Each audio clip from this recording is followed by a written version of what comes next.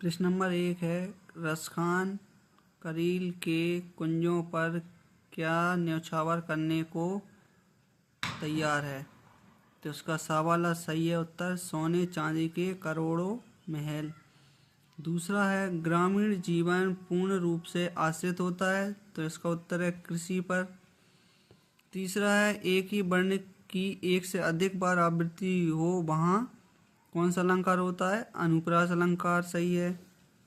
फिर है, किस पक्षी ने सालिम अली के जीवन की दिशा को बदल दिया गया? तो इसका उत्तर है गौरैया।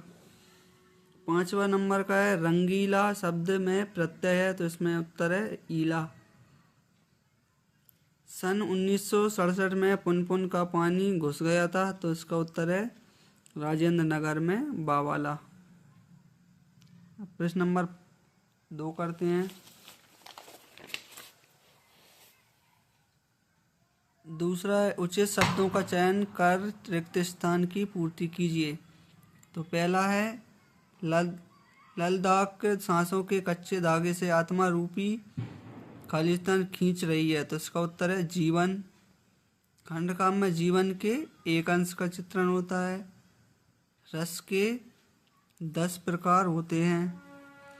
गधे का एक छोटा भाई है, उसका नाम है बैल। सदाचार का विलोम होता है दुराचार। फिर छठवा है, मेरे नाना पक्के साहब माने जाते हैं, ये सही है इसके। ये हो गया प्रश्न नंबर 2। प्रश्न नंबर 3 है, निम्नलिखित कथनों के समक्ष सत्य असत्य लिखिए। तो पहला है, माखनलाल चतुर्वेदी की रचना साहित्य देवता है, सत्य है। दूसरा है, मात्रिक छंदों में वर्णों की गणना की जाती है, असत्य है।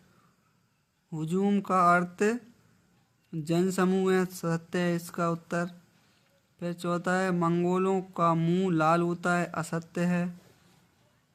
5वां है, वे शब्द जो संस्कृत से अपरिवर्तित रूप में हिंदी में ग्रहण किए गए हैं तद्भव कहलाते हैं, असत्य है।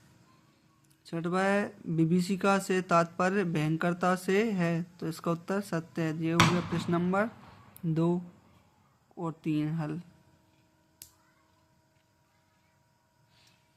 ये रहा प्रश्न नंबर 4, सही जोड़ी का मिलान कर लिखिए। तो ग्राम श्री का उत्तर है सुमित्रा नंदन पद, ये इसकी जोड़ी है। विवत रस का स्थायी भाव हैगा जुगुप्सा या घृणा। तीसरा है, लेखक की नज़र अटक गई है, तो इसका उत्तर है प्रेमचंद के फटे जूते पर। चौथा है, मनोरथ का उत्तर है विसर्ग संधि। रचना के आधार पर वाक्य के 3 भेद हैं। रीढ़ की हड्डी जगदीश चंद्र माथुर की रचना है। ये हो गए प्रश्न नंबर 3 और 4 और 2 के उत्तर।